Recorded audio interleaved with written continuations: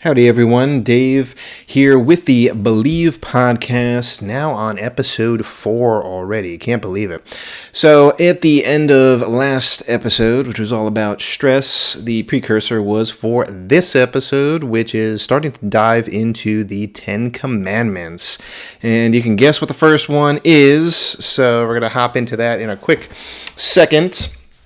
But as always, at the top and the end of the show, I want to get your comments in as best as I can here. So if you have any discussion items and points that you want to bring up around the 10 Commandments, please drop them below. All right, this topic is an interesting one. And I had to do a little bit of research on this before I dove into it. Now, I've been going to church my entire life, but I still needed a refresher on this one. Again, I don't claim to be any sort of priest or prophet, but definitely not any kind of pro when it comes to the Bible, its teachings, or anything regarding it. Like I said, I want to get into more of it in the future and dive into deeper passages and whatnot. But again, my take on it is largely that it is man's depiction of God's word. So it's definitely open to discussion and potential flaws and viewpoints and things of that nature. However, diving into the 10 Commandments, I think ultimately, and I try to do some research on this, I really believe that this is one of the few instances where God has directly spoken to man that we're aware of, right? I'm not sure if he did it more frequently in the past and had more direct interactions. You may or may not believe that he spoke directly to Moses. Now, again, the whole account is Moses went up to Mount Sinai. God spoke directly to him, and I don't know the exact evidence here of what happened, if the tablets were provided to him or if he transcribed them onto these stone tablets. But apparently there are 2 stone tablets that I'm assuming contain 5 commandments each, on each one of them. And at the same time, this is, where the Ark of the Covenant comes into play too, because in trying to research it a little bit, I was like, where did they wind up? And if you believe the accounts that, apparently what ended up happening was it was buried in the Ark of the Covenant. The stone tablets were buried in this Ark. And if you're a fan of pop culture, you probably remember the Steven Spielberg Indiana Jones flick that kind of centered around that, especially Raiders of the Lost Ark. Might give you a newer meaning to the actual name of the title of that movie. They go into it as well, as far as like what it was supposedly, what it supposedly looked like. It's supposed to be a wooden chest with gold embellishments around it, and within it contained these 2 stone tablets, along with apparently some manna, which was supposed to be, I had to look into that as well, because the only time I heard of manna was in like Magic the Gathering card game. But essentially what it means is just a depiction of nourishment and of food. And in this regard, it's supposed to be a direct reference to God's nourishment of the Israelites in the desert, if I'm not mistaken there. I could be mistaken, but I think that's pretty much the gist of it. Along with, apparently there was the staff or rod of Aaron, who was the brother of Moses, and this rod supposedly had some kind of almonds or something like that blossoming from it. It was also used in other depictions of authority and power and stuff like that in the Old Testament. So a lot of this stuff that I'm talking about is more Old Testament style stuff. I had to look up too, like, when was Moses around? Apparently the depictions are somewhere around 14th and 15th centuries. And then we're talking about BCE here. So this is all before Jesus walked here. So I don't know how much you really invest in Old Testament stuff. I grew up mostly with the New Testament, so I haven't really dove into Old Testament stuff as much. Try to focus more so on JC and what his life was all about. But it's kind of interesting, though, because the more I think about it, the more I'm like, well, you hear about God talking to you in other forms, right? And that's, I think, mostly how he likes to do it nowadays is through signs, other people, using other instruments besides talking directly. So that's what, I don't know. I don't know why I'm bringing all this stuff up. Kind of wanted to do a little bit of an intro and a precursor to it here before diving into each one of these. But it just got me thinking about that. Like, when has God spoken directly to people, right? You don't hear too much of that nowadays. And that's why, when I was thinking about it and I was looking into it and, I'm like, oh, Ten Commandments, like, what exactly has come directly from God himself, right? That's what I kind of wanted to get down into. And how many instances are there of God directly talking to people, right? He's used Jesus, he's used, countless angels and all this other kind of stuff, right? And all that other kind of jazz around it to talk to people or to guide people to the faith. But especially here on earth, you don't hear too many depictions, or I haven't. Maybe you have. Let me know in the comments. But I haven't heard of too many instances of like directly talking to man and woman. So that was just really interesting to me. So that's how I kind of started it all, was just trying to go down that rabbit hole when I was looking at the show notes here and trying to dig into it. So for whatever that's worth, to try and spark up some discussion there too, I'm curious to see if you guys have any more info on that. But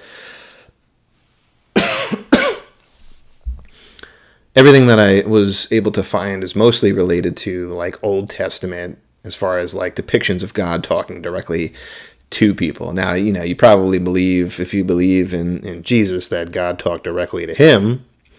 But I don't know, like my viewpoint on it is, I think once Jesus came around, that was God trying to ultimately connect with humanity through his son. And that is why I believe he doesn't necessarily directly talk to people, right? Jesus was the bridge, he was the gap between the holy and the man, the flesh, the man-made flesh kind of thing. And that's how we can kind of grasp more of the heavens and whatnot. Okay, I don't want to like spin off on this tangent here, but that's why I think we don't necessarily have direct messages. However, we do have the Ten Commandments here, right? So let's dive into the first one that we have here. And I want to make sure that I'm using the exact wordage here, right? And again, we don't have the tablets, so I guess all of this was kind of passed down or depicted. I don't know if this is exactly how it was written originally, either by Moses or if the tablets were produced, but here we go. The first one is, I am the Lord thy God, thou shalt have not. But anyway, here we go. The first one is, I am the Lord thy God, thou shalt not have strange gods before me. Here's my take on that one. This was, and again, you have to place it for its time too, right? I think this was a time period where polytheism was probably still rampant, right? There was, if you're talking about like the Homer, the Iliad and the Odyssey and whatnot, right? A lot of depictions in Greek mythology and Roman mythology around there being multiple gods for different things, right? You had one for the rain, you had one for war, one for the sun, one for, plants and crops, and basically a god for everything. So, if you had an illness, you'd pray to the god that, cured illnesses, things like that. And I guess for today, if we were to try to, liken that to something that we deal with today, is probably all the different saints that we have, right? We dub a lot of different saints for different things. Again, my upbringing was more in the Franciscan order, and Saint Francis is the patron saint of animals. So I think not in a similar way. Like, we're not, like, hey, if my dog is sick or whatever, I'm gonna pray to the god of animals, which is Saint Francis. No, it's not in that same way, right? But it's kind of interesting that we ended up dubbing a lot of these saints like patron saints of certain things, right? Like, you might have heard of the Feast of Saint Blaise, right? Is one of the masses throughout the weeks of the year where you go up and the priest blesses you with an X of two candles kind of tied together, and they say a prayer for Saint Blaise, and that's to bless your throat, right? And any illnesses and ailments that might stem from the throat area. So, you might have seen this kind of come up with different saints along the way. Maybe you're of a certain descent of either I think there's someone in the Irish culture that a patron saint in that as well. Apologies for my ignorance there, but you get what I'm saying. There are different ethnicities, backgrounds, saints that are tied to different things. Like I said, for me, I'm Italian, Saint Francis of Assisi. They kind of go hand in hand, right? For other cultures, they have different saints that were in different countries and are patron saints of different things. So the reason why I bring that up is it's just kind of an interesting anecdote and side note there, that we don't have polytheism, but it seems like we have patron saints that we like to dub for different things, right? And actually, let me look this up real quick. Yeah, so I just wanted to make sure that I had that correct. I think one of the more recent saints that was, I don't know what, I guess canonized is the proper term, who was recently, I don't know if anointed is, I'm going to use it, anointed into like a sainthood, would be Mother Teresa, right? And she is the patron saint of missionaries of charity. She's also tied to World Youth Day and the Archdiocese of Calcutta. But you can see why, right? With how much she gave back to, charities, the poor, less fortunate in the world. So that makes sense there. All right. Enough of that side tangent there. It's just interesting. It's weird how it kind of like came back around just in a different form, but I don't really mean anything by it. I just think it's kind of an interesting side note there. Second part of that is, thou shalt not have strange gods before me. This one's a little bit tricky if you're not super familiar with what it means. This is what it means to me. Again, opening it up for comments. I want to hear, what your take is on it as well. But for me, that means, and a lot of these commandments you're going to find are kind of split between both outward actions and then internal actions. And the second part, to me, means that there's nothing else that you should view as more important than God, right? So the first part of that, wrapping up the first part, it's a blanket statement, like, I'm the God, I am the God. There's only one, and I'm the only one. Okay, so I think that's also kind of funny. I mean, I don't think it's a sense of humor kind of thing, but again, in talking about polytheism and wondering, what's out there kind of thing, it's kind of interesting that God just comes out and goes like, nope, I'm the only one. That's it. Like right away, like super short sentence, just going like, that's it. I'm the only one. You don't have to be searching for anything else kind of thing. So that's pretty cool. It's like, all right, let's nip that in the bud right away. That's it. There's only one. Okay. And then the other part of that there, with not having any other, it says strange gods, but that's just off of this one site that I'm looking at here. I'm not going to name it, but I've also heard like other gods, something like that, rather than strange. But the idea here is that there are other things that can grip mankind, right, and humankind, that people can essentially put ahead of God, right? And it could be in the form of greed, money, power. You see that in a lot of political leaders nowadays who are essentially after mostly those two things. It's about power and it's about money usually, and how to maintain that or get more of it. Essentially, it's usually more of it, and how wrong that is. Right? It's not a bad thing to want to be better off or be in a better position, but when it starts to turn ugly, and when you start to break this commandment here, is when you start to lose sight of the true statement, which is coming back to that first sentence. It's all about God. It's all about He's the only one, right? And there's nothing else before that. So once you start going down a path of, it could be anything, maybe you have an addiction to drugs or alcohol or something else, right? And you'll start to see this snowball into other things in people's lives. Like once they start putting that thing, whatever it is, ahead of God, you start to lose sight of the true mission, right? And what we're here to do. And what I mean by that is you start to put these other things ahead of your faith and ahead of God. And that's when you start breaking the commandment. That's when it starts going down the wrong path. You need to keep sight always of these 10 commandments and what God and Jesus are trying to tell you to do. Once you start veering from that, that's when you start going down a dark path. And it can snowball, like I said, it can snowball into other things, which means you could lose your family, you could lose your job, you could lose all these other things that, aside from materialistic, monetary gain or whatever, or a house or things, right? I think that the worst part about it is losing not only the connections that you have with other people, maybe your loved ones, maybe your spouse, maybe your close friends, but it's also losing yourself. You start to lose yourself in these things when you start to put too much importance into whatever it is, getting more money or taking that next hit of whatever, or taking that next sip of that drink, right?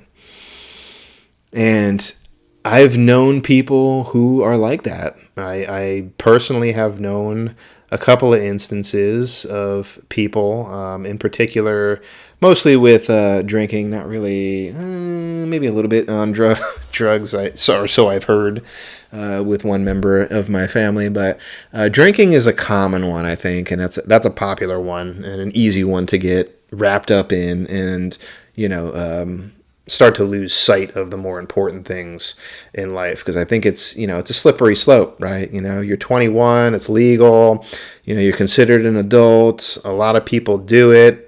A large portion of people drink and everything, right? So, it's easy to get wrapped up in a vice such as that, right? And, before you know it, it's, how much of your budget is going towards drinking, and, are you putting anybody close to you at risk because of it, because you're either inebriated or you're just, buzzed and you're not quite yourself. Maybe you get behind the wheel and something scary happens. All of those things are not good, right? You don't want to get to that state. You don't want to get to that point where it could potentially happen to you, but the scariest thing is when it also happens to somebody else. If somebody else is with you, or it directly impacts somebody who really cares for you. These are all of the things that, in my mind, are kind of wrapped up in this second statement here of having strange gods or other gods before the one and only. And especially if you have any kind of religious background or faith, right? Anything above, I would say, or I guess maybe even including being agnostic, if you are that kind of listener out there as well. So I'm kind of turning towards you folks right now. Maybe you have been dealing with something already. Maybe you think, it's not a problem. I got it under control. It's not an issue, right? I have one or two drinks after work. It's not that big of a deal.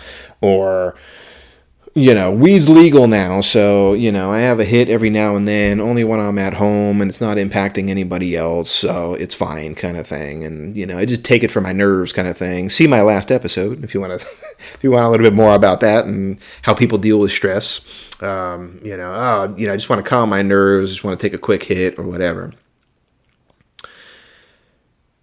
I'm not saying and sitting here to advocate and say never do any of those things, never have a drink, never smoke or anything like that. What I am saying, to try and get a little bit more personal on this episode, is I know my personality. I know what kind of personality I have. I am more anxious and I have more of like an obsessive personality.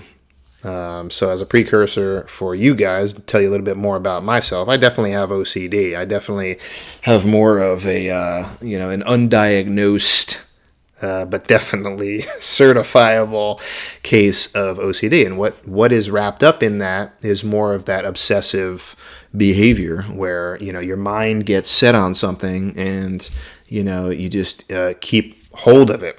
Right, and you can't get rid of it. It's just you keep cycling through it again and again. So I know my kind of personality, and I just know that I can't necessarily be trusted to go down those paths. I don't trust myself, essentially.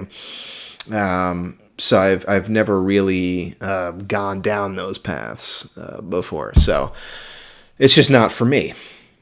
But it doesn't necessarily mean that, you can't have drinks in a social setting or whatever. Or maybe you went too far every now and then. That's fine. I'm not talking about that. It's we all have done stupid things here and there. That's whatever. Okay, nobody's perfect, right? But what I'm talking about are the people who are a little bit more attached to it, the people who are starting to lose themselves. Maybe that's you. And if you are listening to this, it's never too late to get help. It's never too late to try and reach out to people that can help you deal with what you're dealing with. And again, almost always there's some kind of underlying root cause to it, and that goes beyond, I just like the taste of drinking, or, I like the social aspect of smoking, or whatever. I mean, there's a bunch of other vices that you can get into. But there's almost always some sort of underlying something that has sparked it. So try to figure out what that is and try to attack that first, because all of this stuff that's around it that you're turning to, or that you're using or imbibing or partaking in, is all because of whatever that underlying issue is. And it could be anything. I don't know. Could be any number of things. Stressful job, etc., etc. But try to figure out what that is first and attack that. Try to hit the root cause of why you're turning to these other things to begin with. And 9 times out of 10, that's going to be your safe bet towards trying to turn things around. So that's what the strange gods, don't have any strange gods before me. That's my take on it and what it means. Let's try to figure out why. There's always a why. There's always an underlying reason as to why you turn to something to begin with. I don't want to get into more of the specifics on things. I do find it fascinating, not to get too weird or too strange on this one, but there's a lot of documentary series on strange people, right? Like weirdos, murderers, things of that nature. But almost always what you end up finding is a common thread as to what sparked this weirdness to happen to begin with. That's why I bring it up here, because I think it's kind of similar. Not that I'm saying like people who have an alcohol problem are the same as serial killers, not at all. But what I am saying is I think there's a common thread, much like these documentaries, with people who tend to place more importance on these other things besides God. I definitely think there's a similar vein there. There's a similar thread there of some sort of precursor that's causing it. And it goes undealt with, it goes unchecked, and it turns into something darker. It turns into something that makes you lose your way. And I would urge anybody, especially if anybody's listening to this that's dealing with this kind of problem, especially if you have faith, go back to your faith. Go back to your roots. Go back to square one. Even on this commandment here, what's square one? The first sentence, I'm the Lord thy God. Go back to God. Go back to the church. Lean more so in on your faith. If you have somebody that you can go with, lean on that person to help guide you there. You don't have to do it yourself, usually. Most people know somebody that they can turn to that can also help them out. Put your pride aside. Put aside any other fears and anxieties that you have, because the faith, your religion, is going to provide you with all of the answers that you need. As corny as that may sound, it's true. That's the truth. That's the way. That's the light. Blah, blah, blah. Whatever, however you want to phrase it. I'm not one to quote scripture and all that, but it really is the answer. That's the starting point. That's the foundation. That's the building block. And that's what you have to go back to in these times of uncertainty. That was really cool. I think I'm gonna stop it right there. I think that's that was a good cap off on my train of thought there.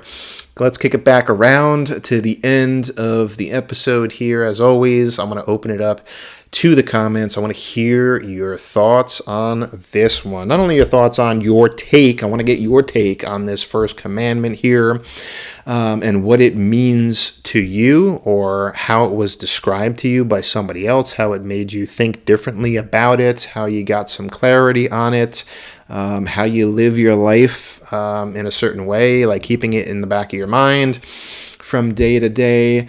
But I also want to hear from anybody else, again, who may be struggling with a portion of this, right? Maybe you're struggling with, losing that importance, right? That ranking, that hierarchy of like God is always first kind of thing, no matter what it is. It could be anything. But, maybe you're starting to put more faith or importance into something else in your life, or it's starting to take over. I want to hear about that, or anybody else that that may have impacted your life because they're going down that kind of path.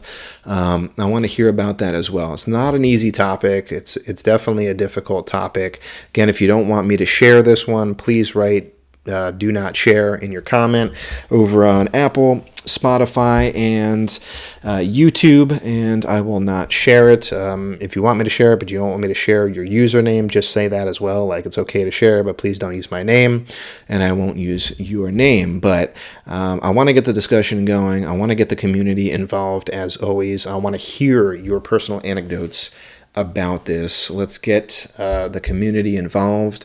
Hopefully, if I can't answer it, maybe somebody else can. And that's the whole point of this, is to try and bring people together, try to get some clarity, try to get some peace of mind, try to get some answers for some of these topics that we're bringing up. That's my take on the first of 10 commandments. I'm not going to do these in succession here, so it's not going to be like, the next episode is going to be 2, and then 3, 4, 5, etc., etc. I'll probably just sprinkle it in here and there and kind of like come back to them. So it's not going to be a straight series, but if I do any in the future, you'll be able to come back and look at the other ones if you wish. But that's going to do it for me this week on this topic. It was a fun one to kick it off with, and hopefully we can keep the momentum rolling. I do not have a teaser for you for next week, because I'm not really sure when I'm going to record next. But thanks for listening this week, everyone, and I'll talk to you on the next one.